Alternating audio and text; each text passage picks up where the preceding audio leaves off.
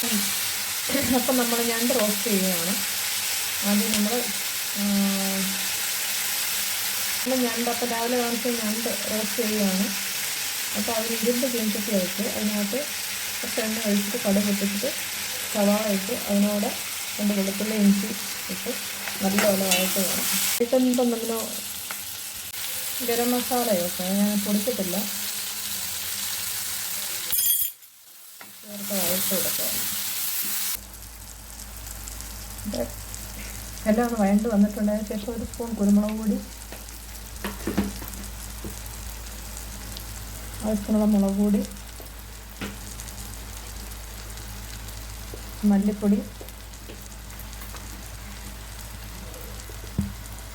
മഞ്ഞൾപ്പൊടി ശകലം നന്നായിട്ട് വഴറ്റിയെടുക്കണം. എണ്ണ തെളിയുമ്പം വേണം ഞണ്ട് കറക്കി വേവിച്ചെടുക്കാൻ.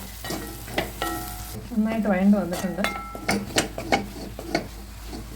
അതോട്ട് നമുക്ക് ഞണ്ട് വൃത്തിയാക്കി വെച്ചിങ്ങനെ ഞണ്ട് പറക്കിയിടാം.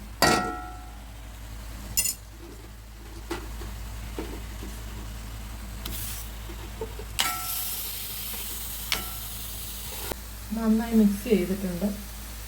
ഇത് വേവാൻ ആവശ്യത്തിന് ഇച്ചിരി വെള്ളം ചേർക്കുക. തീ കൂട്ടി കൊടുക്കുക.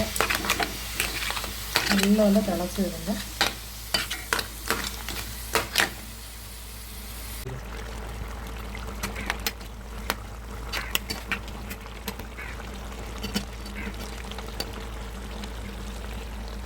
ഞണ്ട് റോസ്റ്റ് റെഡിയായി.